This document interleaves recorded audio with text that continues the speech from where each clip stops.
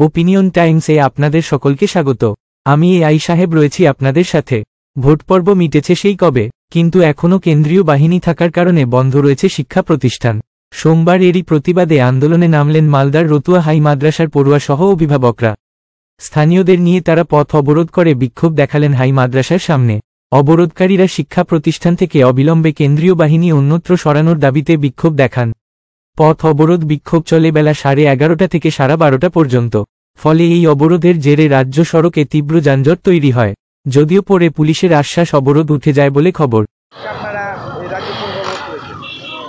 আজ থেকে ফেব্রুয়ারি মাস থেকে আজ জুলাই মাসের 1 তারিখ হয়ে গেল, এই প্রতিষ্ঠানে বাচ্চারা নিয়মিতভাবে আর একদিনও স্কুলে আসতে পারেনি এবং তারা যে ভর্তি হয়েছে তারা নিজ রোল নাম্বারও জানে না।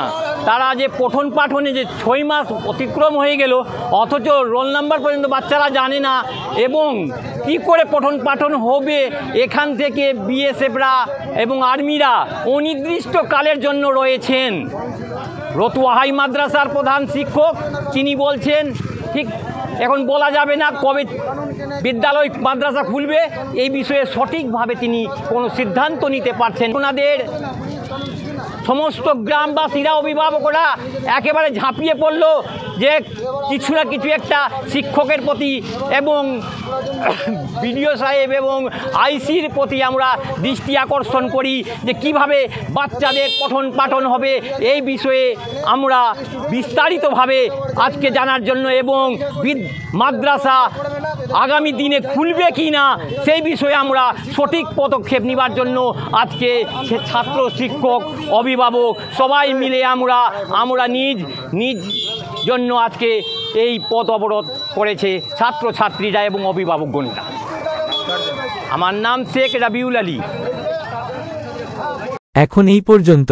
নজর রাখুন, সঙ্গে থাকুন ওপিনিয়ন টাইমস।